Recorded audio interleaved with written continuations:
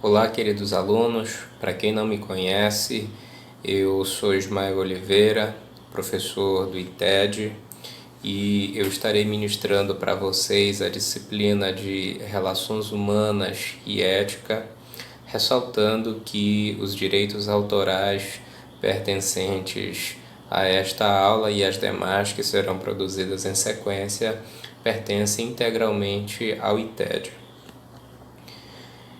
Inicialmente, eu queria ressaltar a minha enorme satisfação de poder estar em contato com vocês, ainda que à distância, mas é o que nós podemos fazer no atual cenário em que as coisas agora que estão se normalizando e se organizando. Espero que tudo isso passe e a gente possa retornar então à normalidade das nossas atividades, com os nossos alunos em sala de aula, interagindo conosco, apresentando suas dúvidas, seus questionamentos e construindo o conhecimento conosco, como sempre ocorre em sala de aula.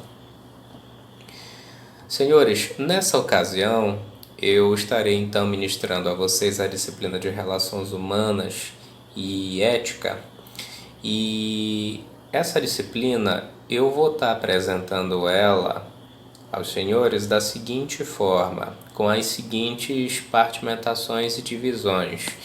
Inicialmente, a gente vai tratar da parte de relações humanas. Na sequência, nós trataremos da parte conceitual e teórica de ética e ética profissional. Depois nós chegamos no ponto que eu considero mais importante dessa disciplina, que é a abordagem específica do Código de Ética Profissional, com a relação de todas as condutas que o corretor de imóveis ele deve seguir e daquelas que ele deve se abster no exercício de sua atividade profissional. Por fim, eu finalizo então a disciplina abordando o Código de Processo Disciplinar, tratando então dos procedimentos que são seguidos, que são realizados, efetivados, a quando da abordagem e autuação de um corretor de imóveis na suposta prática de uma infração disciplinar. Tecidas essas considerações, senhores, passemos então a tratar da disciplina. A minha abordagem na disciplina, ela é sempre... As minhas abordagens nas disciplinas que eu ministro, elas são sempre práticas, voltadas para a prática, de modo que o aluno, ao lidar com situações no dia a dia, ele consiga identificar o conhecimento que é apresentado e ministrado em sala de aula. Daí porque, sem descuidar da parte teórica, da parte conceitual, eu procuro sempre contextualizar aquilo que estamos tratando de modo a tornar fácil a compreensão do conteúdo apresentado e possibilitar assim uma melhor aprendizagem do conhecimento. Então, senhores, aqui na parte de relações humanas e ética, eu vejo uma intrínseca relação entre essa disciplina e as disciplinas que anteriormente foram ministradas por mim, quais sejam o direito, a disciplina de Direito e Legislação e a disciplina de Operações Imobiliárias. Lá nas operações imobiliárias, eu apresento aos alunos os principais institutos jurídicos com os quais o corretor de imóveis ele lida no seu dia a dia profissional, a compra e venda, a locação, a permuta de bens, as operações de financiamento imobiliário, tudo isso é apresentado lá na disciplina de operações imobiliárias. E na disciplina de Direito eu apresento toda a base jurídica que se segue até se chegar no contrato de compra e venda, na locação imobiliária, enfim, nesses institutos. Aqui nós vamos então apresentar as posturas que se deve ou não ser seguidas pelo corretor de imóveis no exercício de sua atividade, como eu já havia então dito. De modo que nós vamos ter aqui paralelamente a tudo que foi tratado nas outras disciplinas, uma extensão que vai nortear também a atuação profissional do corretor de imóveis. Então, nesse primeiro bloco, nós vamos estar tratando aqui de relações humanas. O que são então, senhores, relações humanas? Relações humanas nada mais é do que o conjunto de interações que se estabelece entre duas pessoas ou mais no convívio social.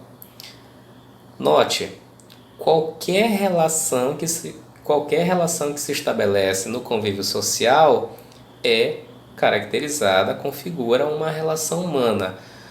A atuação do corretor de imóveis, ela é intrinsecamente permeada por relações humanas.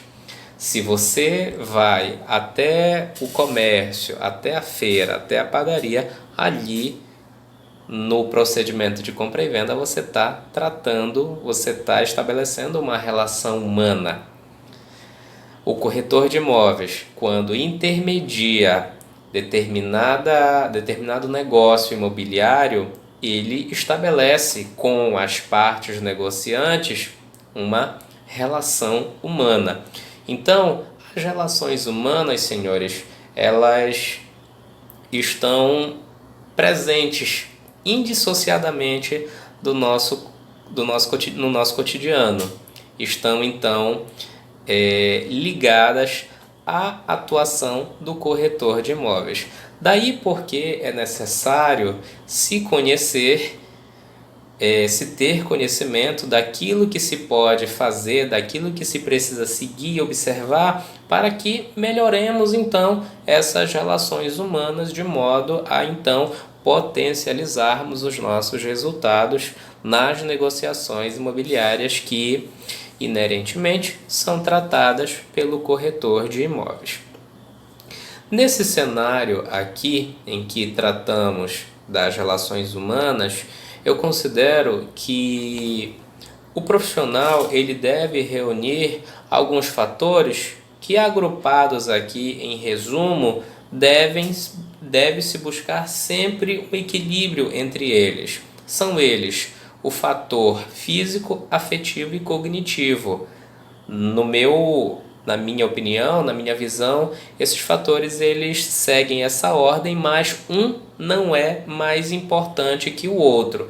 São fatores que a ausência de um deles gera prejuízo ao profissional e, consequentemente, às relações humanas nas quais ele vier a lidar. Então, senhores, o fator físico, o elemento físico, ele se relaciona com a aparência. A maneira como o corretor de imóveis ele se apresenta ao público, às pessoas com as quais ele está tratando. E aí, nesse aspecto, a gente observa a relação com as roupas que usa, o calçado que veste, a postura que adota.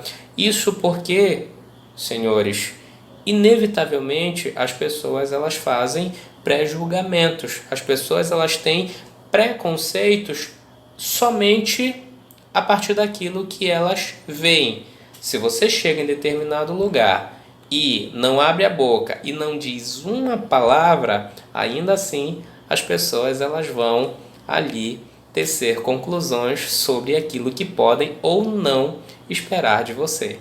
Então, por essa razão, o profissional, o corretor de imóveis, ele precisa estar sempre bem vestido, ele precisa estar trajado à altura da sua profissão, à altura do seu exercício profissional. Na verdade, não só o corretor de imóveis, todo e qualquer profissional, ele precisa estar vestido ali de acordo com a profissão, de acordo com a atividade profissional que ele exerce. Eu já contei algumas vezes essa situação em sala de aula, mas eu nunca esqueci de quando eu era estagiário, comecei estagiando no escritório de advocacia. Para os alunos que não me conhecem, eu sou advogado e Eu fui ao fórum cumprindo ordem do advogado para quem eu trabalhava, que me mandou ter acesso a um processo para fazer cópia do processo. Cheguei lá vestido de camisa de manga, sem terno, de calça comum, né? Calça social comum, normal. Eu pedi o processo. O servidor mal olhou para mim e disse: doutor, o processo não está aqui. Eu liguei para o advogado e disse: doutor, olha, o servidor disse que o processo não está aqui, o que eu faço? Ele virou para mim e disse: volta para casa. Para casa, melhor dizendo, volta para o escritório. Voltei para o escritório.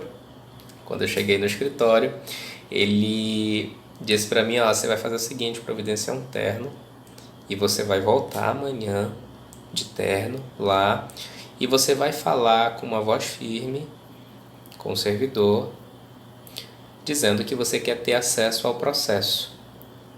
E aí você espera qual vai ser a posição dele. Então, no dia seguinte, eu voltei ao fórum já de terno, gravata completa. Não estou dizendo que esse é o caso do corretor de imóveis, tá? Que o corretor de imóveis tem que estar de terno, engravatado, as mulheres, entendeu? Da mesma forma, não é isso. O que eu estou apontando é que, de acordo com a ocasião, de acordo com a profissão, o profissional ele precisa se apresentar a caráter. Ele precisa ter uma boa aparência, ele precisa inspirar profissionalismo só pela maneira como ele está vestido.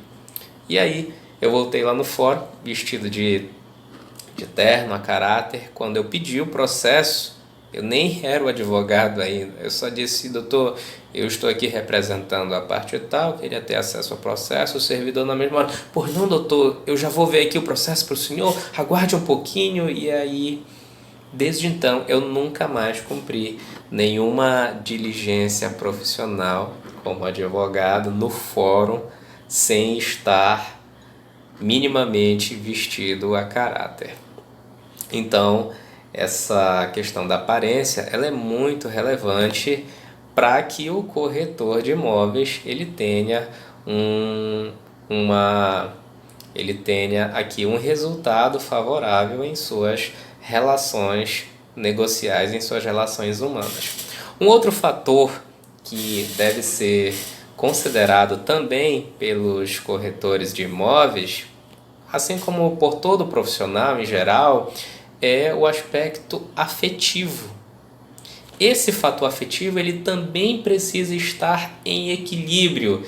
E aqui o aspecto afetivo ele está relacionado com as questões emocionais.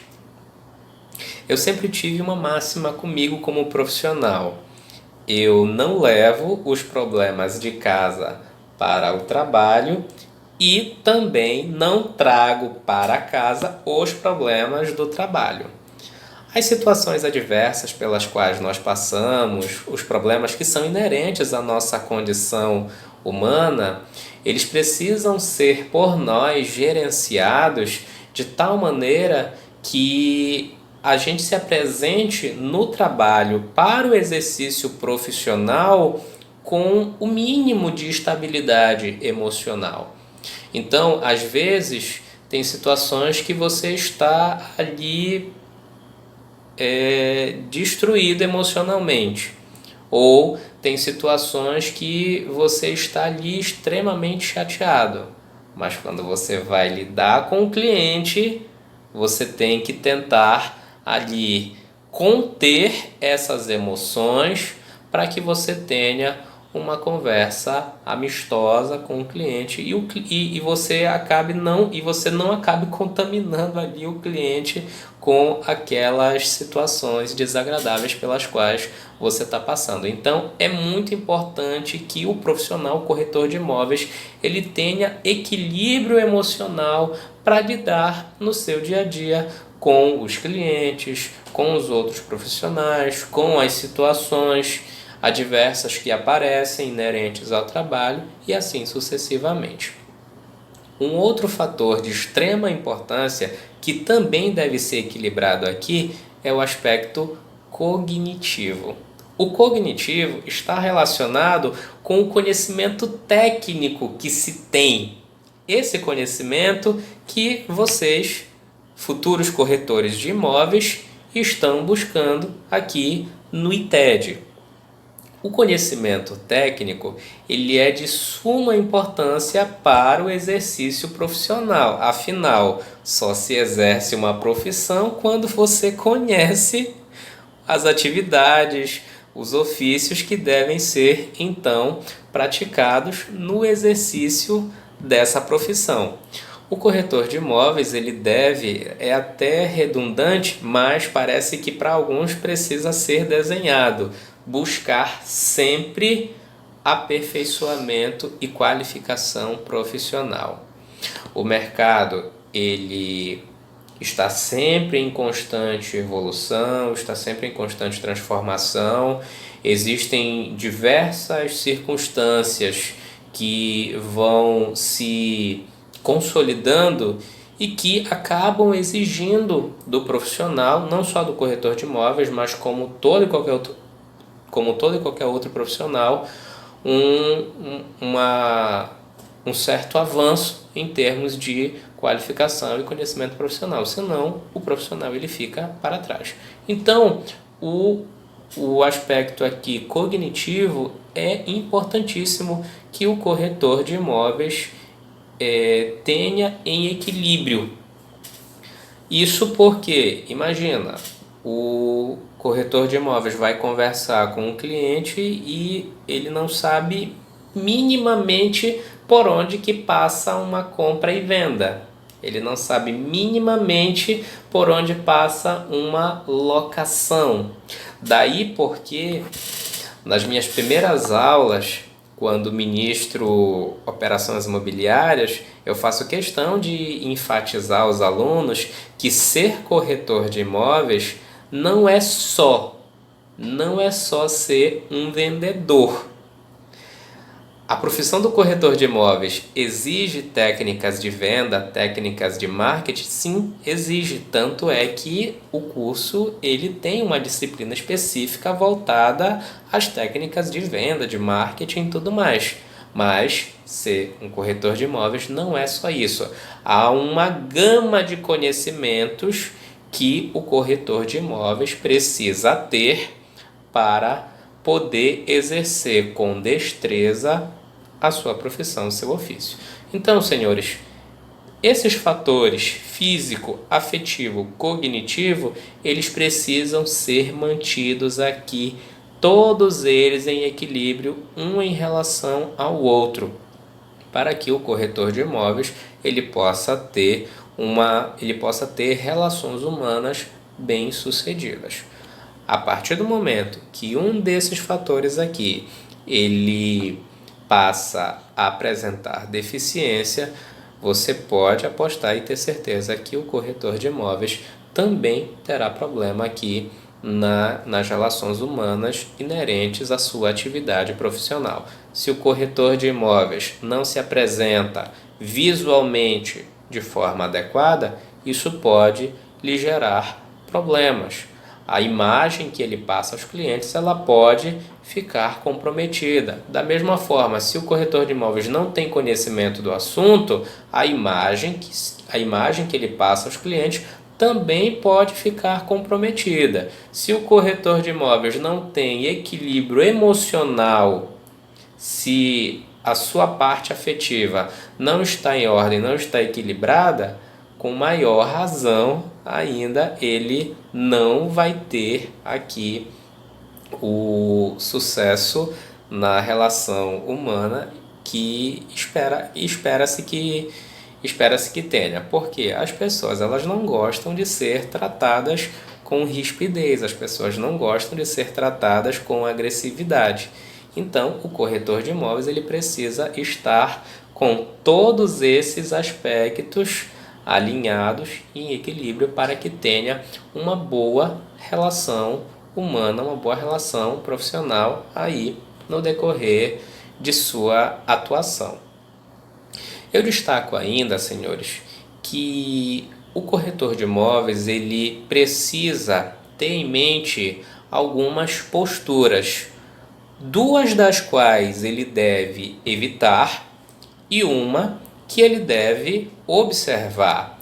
Duas que são extremos e uma que é um meio termo. São elas: o corretor de imóveis ele deve evitar a agressividade e a passividade ali no trato profissional, seja com relação aos clientes, seja com relação a outros profissionais. Agressividade e passividade são dois extremos.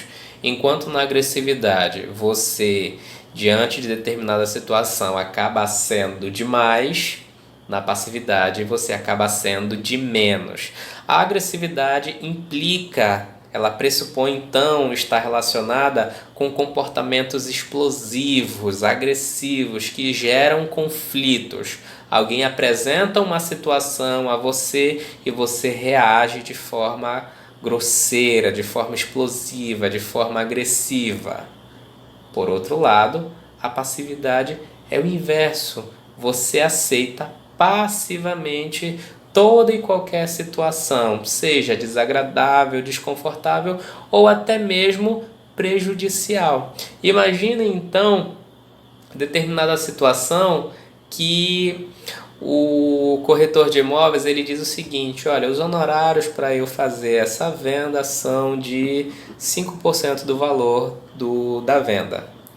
E aí o cliente diz: não, mas eu não pago 5%, eu só pago 3%, por exemplo. O agressivo ali já explodiria com o cliente, já geraria uma situação que, pronto, a negociação contratual já ficou inviável. O passivo diria: tudo bem, sem problema, a gente faz. O passivo. São duas situações extremas que eu entendo que devem ser evitadas. Tanto a agressividade como a passividade, porque elas são nocivas para as nossas relações humanas. A postura, então, que eu recomendo é sempre a postura da assertividade, que é um meio termo entre a agressividade e a passividade. Na assertividade, você diz aquilo que lhe incomoda. Você expressa seus sentimentos, a sua maneira de ver, a sua maneira de pensar, as suas opiniões, aquilo que você entende, o que é certo, aquilo que tem que se fazer, e você faz isso sempre com uma boa comunicação, você faz isso sempre com bons modos. Você não precisa ser agressivo, você não precisa baixar o nível da conversa, você não precisa de nada disso. Você comunica com bons modos e boa linguagem que: não, senhor, eu não concordo com esse valor, os valores que nós praticamos são esses, infelizmente nós não temos condições de defender seus interesses nessa negociação por menos do que o valor X que estamos cobrando. Isso, senhores, é aqui a assertividade. A assertividade é você reagir às situações de uma forma sempre traduzindo bons modos, boa comunicação, boa linguagem, mas sempre expressando aquilo que você entende, aquilo que você acha que é o que deve se fazer. Eu recordo de uma vez em que eu ainda era estagiário também, e o estagiário ele pode praticar os atos privativos do exercício profissional desde que acompanhado pelo profissional devidamente registrado. No caso dos advogados, o estagiário de direito que tem a carteira da OAB, ele pode praticar os atos, como eu já disse, se estiver acompanhado de um advogado regularmente inscrito, que participe do ato. Então, o estagiário ele pode assinar as petições se tiver o advogado para assinar junto. O estagiário pode fazer audiência se tiver um advogado junto. E aí eu recordo de uma vez que eu fui fazer uma uma audiência trabalhista e o servidor ele entrou para a sala do juiz e o juiz já veio de lá perguntando: doutores, quem é o advogado? Quem é o estagiário? Eu, como sempre, assertivo, não agressivo. Excelência, note a linguagem sempre polida. Excelência, eu sou o estagiário, o doutor que me acompanha é o advogado. O juiz vira para mim e diz assim: o estagiário aqui não fala, o estagiário aqui não tem voz, o estagiário está para aprender. Quem vai falar aqui é só o advogado.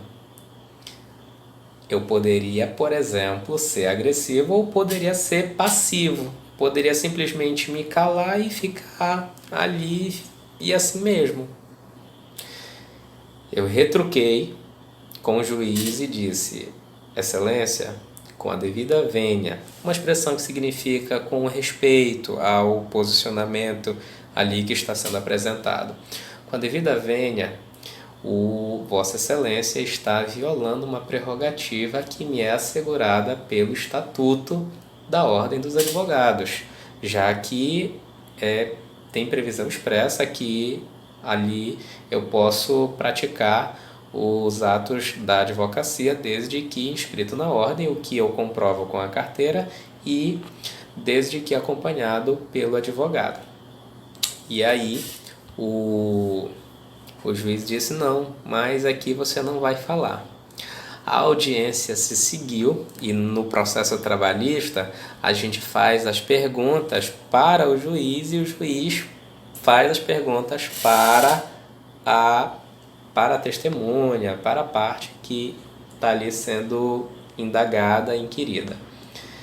Quando o juiz perguntava se nós tínhamos perguntas, perguntava para o advogado, eu em alto som dizia: pergunte ao juiz qual era o horário que o reclamante fazia. Pergunte ao juiz, de modo que nós passamos a audiência toda conduzindo o ato desta forma. Eu não elevei o meu tom contra o magistrado, tá? Mas eu também não permiti que uma prerrogativa profissional minha fosse violada. Então, o que eu recomendo aos senhores para que se tenha boas relações, para que das relações humanas que estivermos ali interagindo resulte bons resultados, que a gente seja sempre assertivo, jamais agressivo e jamais passivo. Avançando então, senhores, nesse cenário, um outro aspecto que é importante destacar é a necessidade de que o profissional ele desenvolva, ele apresente então o que nós chamamos de inteligência emocional. Nesse cenário aqui em que se conjugam os fatores emocionais, os fatores físicos, os fatores cognitivos e se procura ali ter uma postura assertiva, o corretor de imóveis ele acaba desenvolvendo o que nós chamamos de inteligência emocional.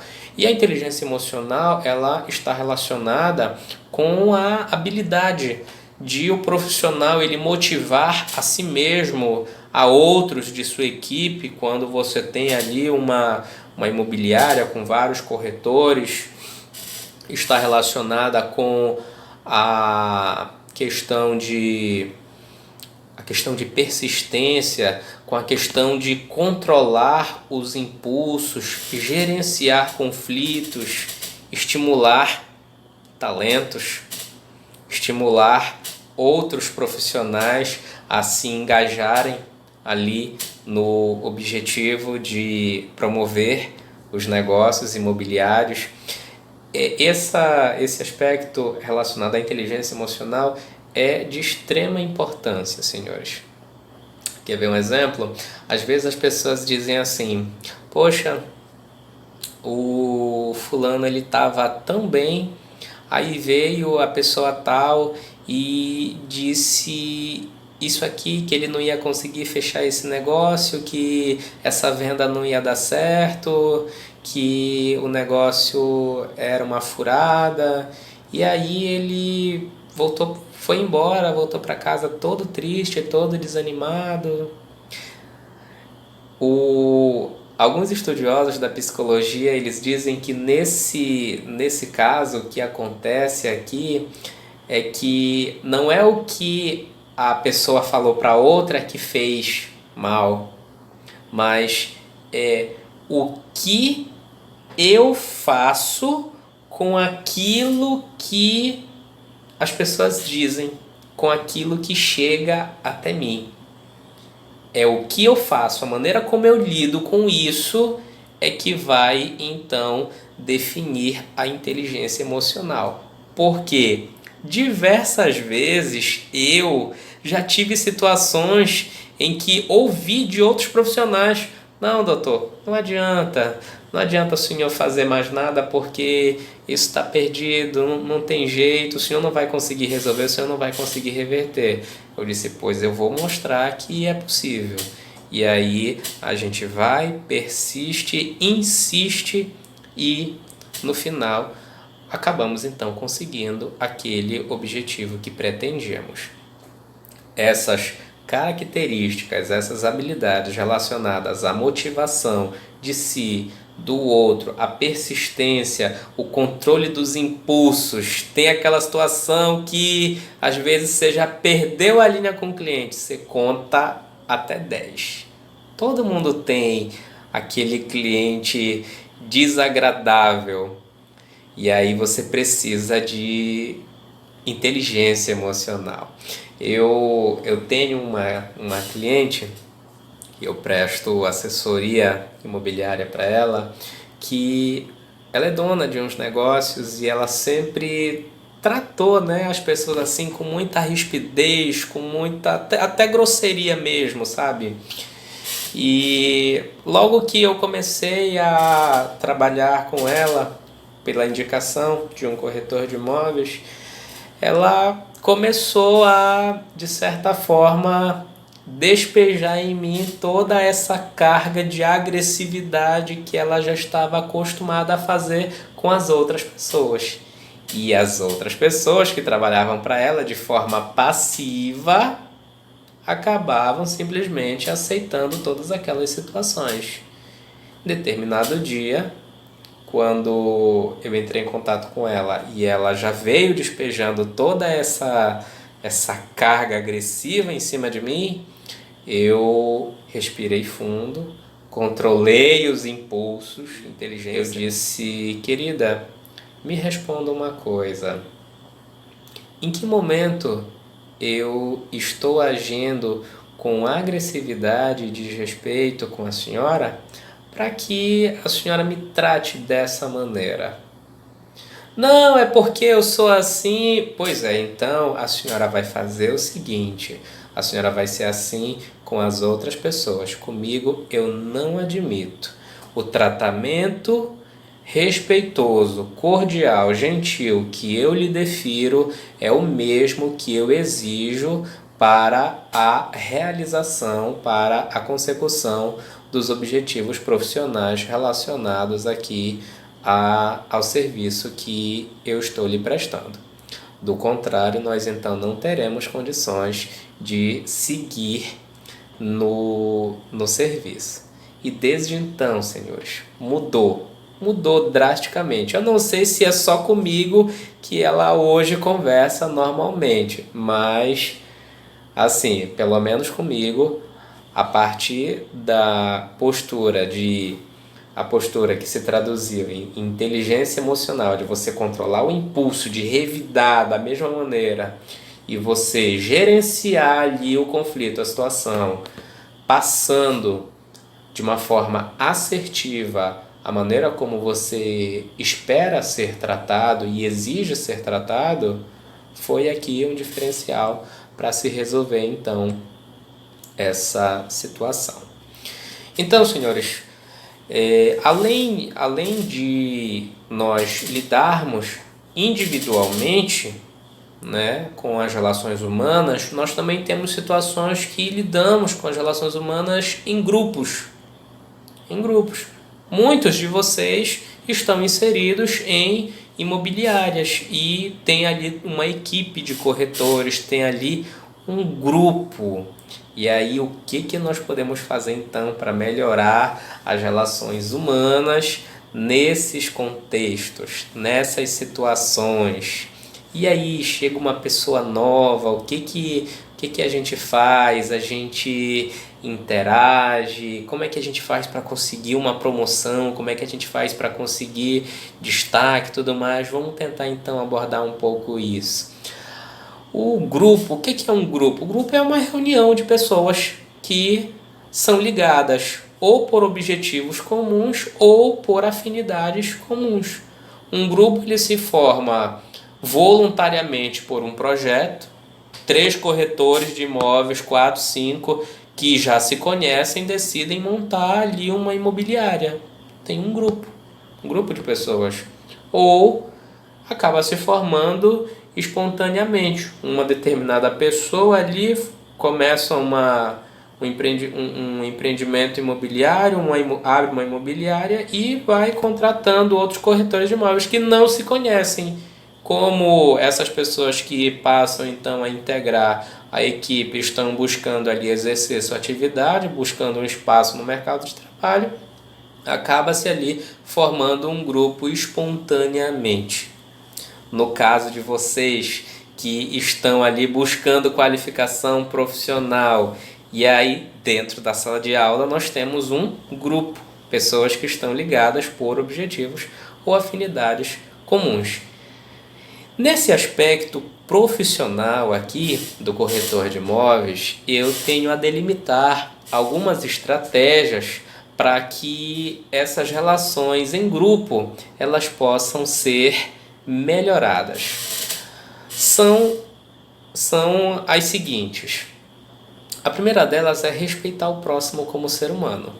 Na verdade, o respeito ele é a base de toda e qualquer relação humana, seja profissional, seja afetiva, o que quer que seja. A partir do momento em que nós respeitamos o outro e nos fazemos ser respeitados, nós temos então aí uma das bases sólidas para que a relação ela se desenvolva e ocorra de forma satisfatória a todos os envolvidos. Uma outra dica que eu dou aqui no caso para as relações em grupo é evite interromper numa discussão quem está falando. Aguarde a sua vez de falar. Tem gente que não consegue numa conversa ouvir a outra pessoa. O interlocutor mal terminou de articular uma consideração, ali a pessoa já entra, já corta. Eu particularmente eu não suporto conversar, debater, dialogar com alguém que toda hora quando eu estou falando a pessoa ali me corta. Eu não suporto. No ambiente profissional, isso faz muita diferença. Faz muita diferença. Principalmente se você está lidando com um superior, com alguém que tem uma posição de hierarquia acima de você. É muito importante você saber o momento de ouvir, tá? Para facilitar o diálogo. O diálogo é isso, uma pessoa fala, a outra ouve. E também saber o momento de falar, não esquecendo aqui da questão sempre da assertividade. Uma outra situação importante é você controlar as suas reações, evitando ser agressivo, indelicado, irônico. É muito importante que haja então esse autocontrole de modo a não se criar conflitos, ou caso já haja ali instaurado um conflito, você não então sublime, não aumente esse conflito. Outra situação que eu recomendo, principalmente nos ambientes em que existe ali hierarquias e existe um escalonamento entre essas hierarquias, é que se evite ultrapassar o chefe imediato, indo diretamente para o chefe que está acima. Se tem ali um superior que está acima de você, imediatamente se reporte a ele. Somente em casos excepcionais e justificados você vai e procura o superior que está acima, como eu estou dizendo, em casos excepcionais e justificados. Tudo isso eu estou falando com base na experiência de 8 anos de escritório de advocacia. Comecei trabalhando num escritório, aí depois saí e então abri o meu. Mas até então eu passei por todas essas etapas de não saber nada e entrar ali no escritório como estagiário e aí ser subordinado a um determinado advogado que era subordinado a outro e lidar com todas essas situações aqui que eu estou então apontando a vocês como dicas. Uma outra situação que eu recomendo é que se evite assumir a responsabilidade que foi confiada para outra pessoa, a não ser que essa pessoa peça expressamente para você, ou então num caso assim de extrema urgência, um caso justificado, que é você que está ali, era para outra pessoa fazer, mas se você não fizer, você percebe que a organização, a imobiliária como um todo vai ser prejudicada. Então você vai lá e mete a mão na massa e faz o que precisa ser feito. Por quê? Porque às vezes, quando você acaba tentando fazer tudo, passa aquela ideia de que você sozinho está querendo levar todos os créditos. E aí isso não é agradável, não é bom para as relações em grupo. Uma outra dica que eu recomendo é você estar sempre com uma boa aparência facial.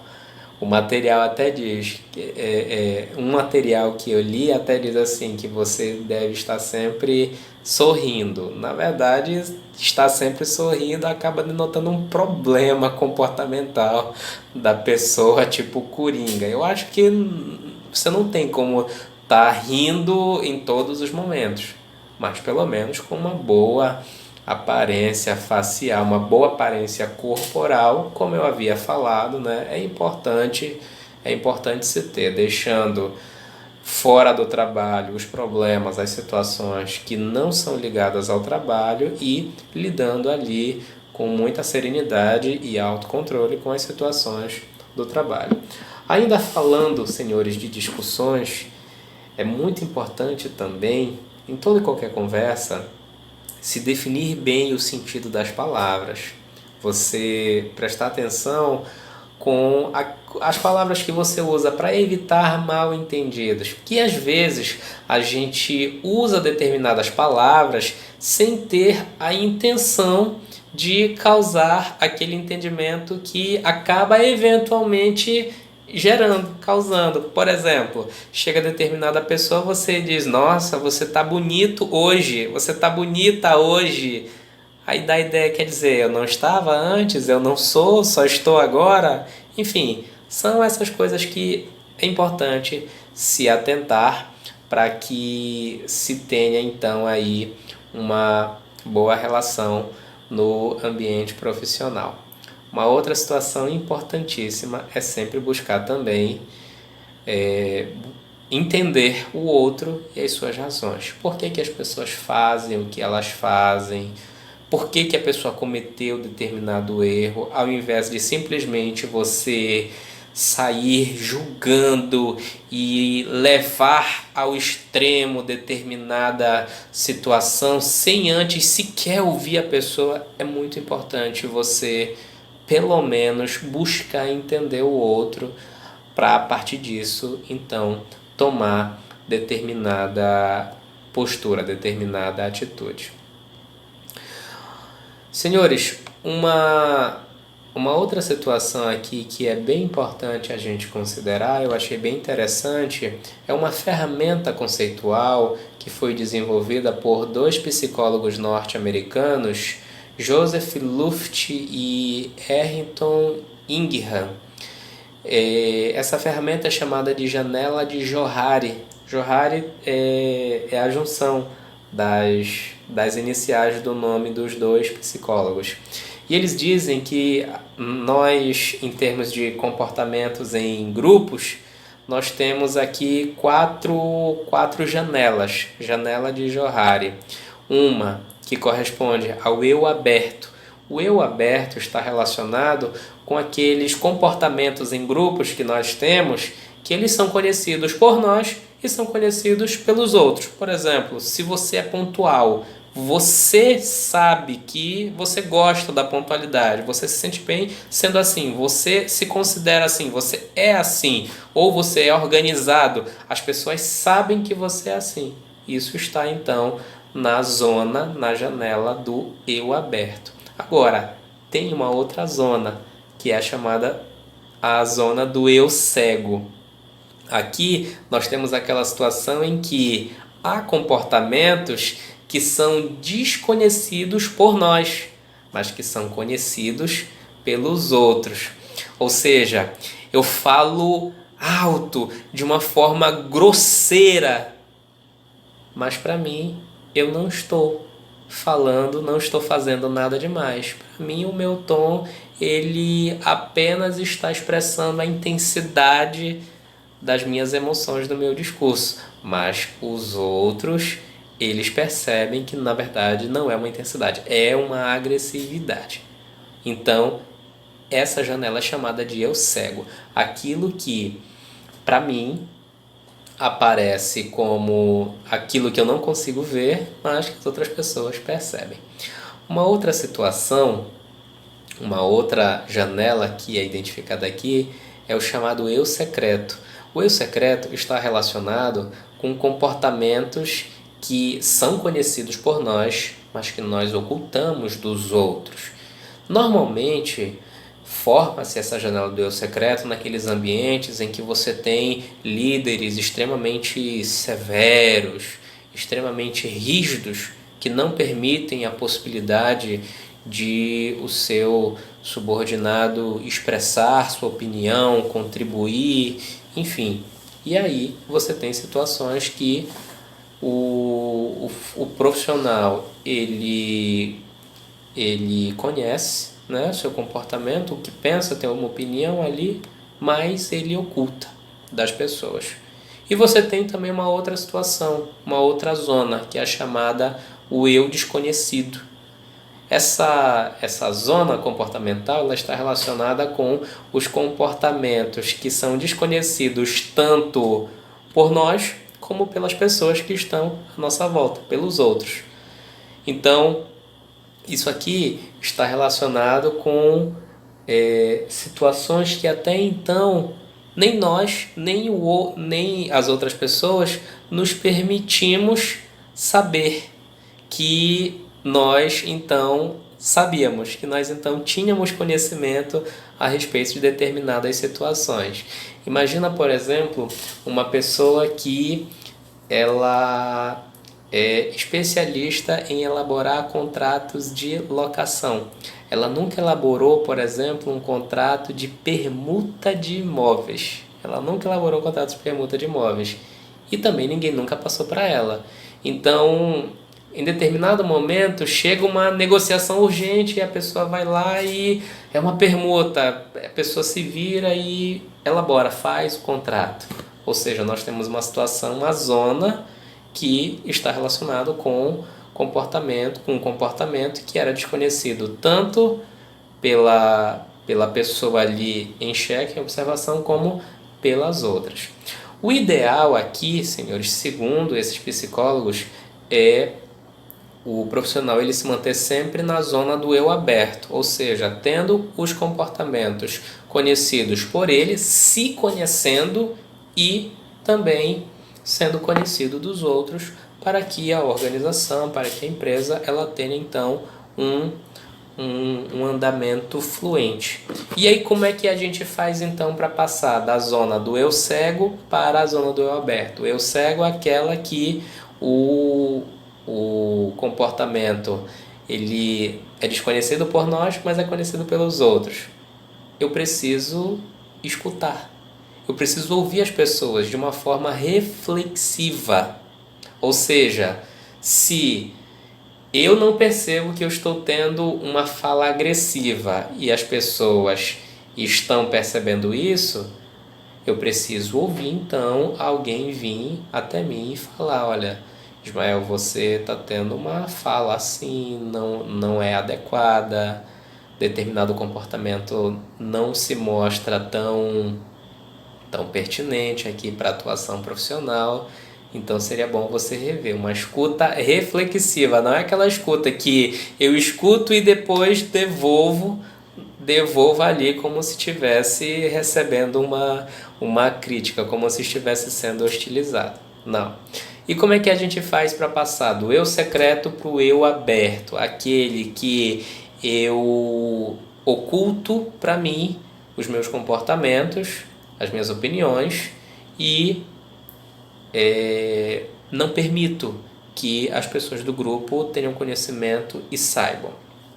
Nesse caso, senhores, o que é recomendável aqui é possibilitar a abertura do diálogo, dar condições de fala, ou seja, evitar aquele tipo de ambiente em que se há ali um autoritarismo, um rigor excessivo, de modo a não considerar as opiniões, até mesmo as preferências do profissional. É importante então que, para que se resolva esse problema aqui do eu secreto, se crie condições de fala.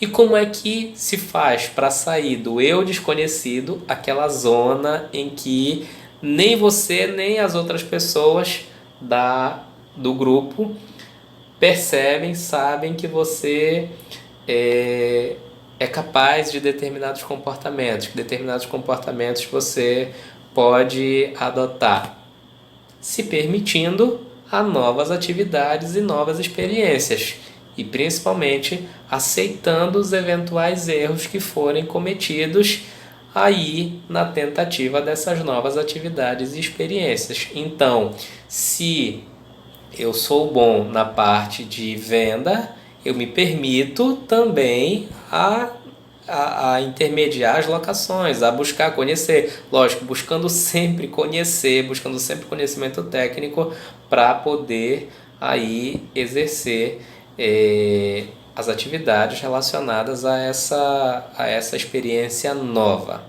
tá? Isso é muito importante. Eu que o diga, eu trabalhava num escritório que tinha um advogado que atuava com o direito civil e criminal. O outro trabalhava com civil e trabalhista. Eu trabalhava com os dois. Eu me permitia sair aqui do eu desconhecido, e quando eu entrei, eu estava nessa zona do eu desconhecido, porque eu não sabia nada e nem eles sabiam que eu sabia, que eu não sabia, melhor dizendo. E aí me permitindo então ter contato com todas essas experiências e atividades. Hoje eu atuo com uma certa destreza, com uma certa maestria aí no âmbito do direito civil, criminal e trabalhista. Manda quem pode, obedece quem tem juízo. Não, aqui a gente buscou ter acesso aí a novas experiências profissionais para ter um melhor crescimento profissional. Por fim, senhores, então, quando é que nós temos então qualidade nas relações humanas? Quando a gente consegue pessoalmente atingir os objetivos que buscamos num clima agradável com os clientes, com as pessoas que nos cercam. Em grupo, nós temos qualidade nas relações humanas quando se atinge os resultados buscados e nós temos ali uma situação de bem-estar entre os membros do grupo, entre si e entre estes e o público externo ao grupo. Então, Tem situações, eu particularmente tenho situações de pessoas que eu conheci no contexto profissional, vieram como clientes e que hoje são verdadeiros amigos. A relação humana com todos esses requisitos, com todas essas condições e todas essas dicas que eu passei a vocês, ela foi suficientemente bem sucedida que já teve até situações de eu comparecer em festas, em eventos com alguns clientes que, bem mais do que clientes, acabaram se tornando amigos. No ambiente de trabalho, quando a gente consegue, no ambiente de trabalho em grupo, melhor dizendo, quando a gente consegue aí um bem-estar entre todos os envolvidos, note que é possível se formar aí grandes amizades, amizades que acabam aí indo para toda uma vida. Isso porque você teve uma relação humana bem sucedida, na qual o objetivo profissional buscado ele foi alcançado e ainda assim conseguiu-se alcançar também um bem-estar entre todas as pessoas, de modo a se estabelecer laços mais estreitos entre as pessoas desse grupo. Então, senhores, a gente encerra aqui esse primeiro bloco falando de relações humanas e no próximo bloco, então, nós vamos falar de ética, tá bom?